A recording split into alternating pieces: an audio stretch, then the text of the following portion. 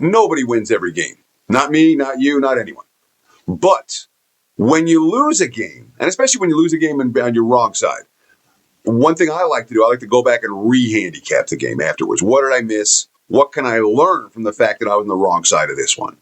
So I had as wrong a side as I'll ever have all year on Saturday when it came to the Sacramento Kings in their game against Miami. I laid 8 points with Miami. They got bet up to 9, and they got blown out basically from before halftime.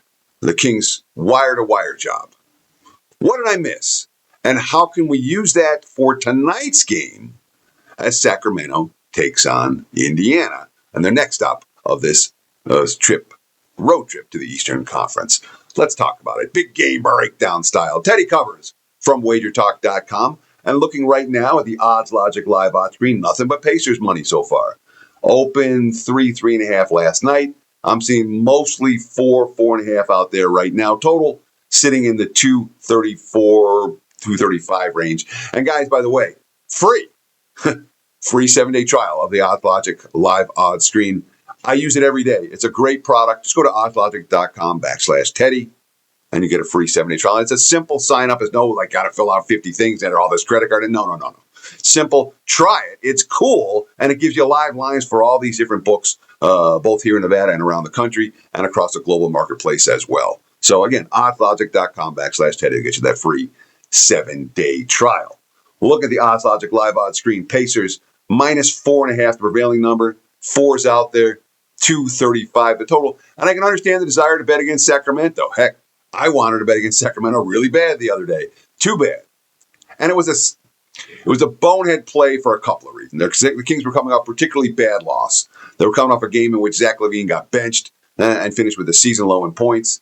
And when you have a star player coming off particularly humiliating showing, and you're facing a team that plays with pace. Miami's not about defensive intensity this year. Eric Spoelstra has changed it up for the Heat.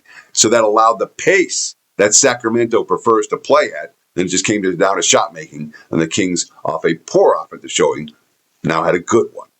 So tonight's game, Sacramento is playing another team in Indiana that's not about low post defense, not about defensive efficiency, not about guarding it tough on the perimeter. Last year's Pacers team that went to the finals was this year's Pacers team that's sitting at the very bottom of the standings in the Eastern Conference has not been. And obviously the injuries, the attrition have been a part of that for Indiana. Bottom line for the Pacers is, or for the Kings is, Indiana's the right type of team for Sacramento to have a chance against. And again, we're seeing nothing but Pacers money. We are seeing Sacramento coming off a win. About 3 weeks ago, I looked at the Kings roster. I'm like, man, this team's, they've underachieved. There's potential for Sacramento. And then Sabonis got hurt. And then Doug Christie is not a coach that anyone's excited about putting money on. As a player, I don't think people liked him. As a coach, I don't think people like him. And when you have a coach who the team's not buying in for, it's, that's my concerns with Doug Christie and the Kings. But I know this for certain. Indiana is not a team I'm going to lay points with. It's certainly not a team more than I'm going to lay a bucket with. Not the way they're playing defense. And Sacramento has potential. I'm not saying they're good. I'm not saying they're even decent. But there's potential with Sacramento, especially against teams that are going to go up tempo and run with them. Because the Kings, when it comes to half-court sets, they don't execute very well. They don't defend very well. But when they get in an up-and-down game, which is what I missed in my handicap when they played the Heat, well, then the Kings could very well be live to cover the number. So the play here, well, first, let me talk about Monday night. I'm not in play with any client plays in the NBA. I do have a selection on Monday Night Football this evening. Visit my page, wg.buzz/TC, if you'd like to get on board for that selection. Again, wagertalk.com or wg.buzz/TC. We appreciate the comments.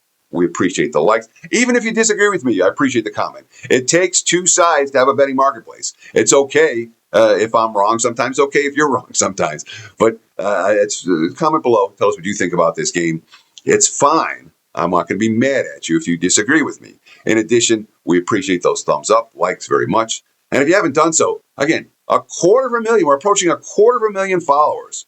Started with 0 on Wager Talk TV on YouTube. The reason we gotten so many subscribers is because we put out a ton of good content every day. Like, comment, subscribe. Thank you. If I'm playing this one, especially now the line's been bet up to 4.5, I can only look at Sacramento plus the points. Now, in general, I don't love betting games with teams involved that I had a wrong read on last game. But this is one where it makes sense. I think the matchup works, and we're getting a little bit of extra value. So for this better, Kings or pass on Monday night. Thank you so much for watching Wager Talk TV. Best of luck with all your bets tonight and moving forward. And have yourself a great Monday. Cheers.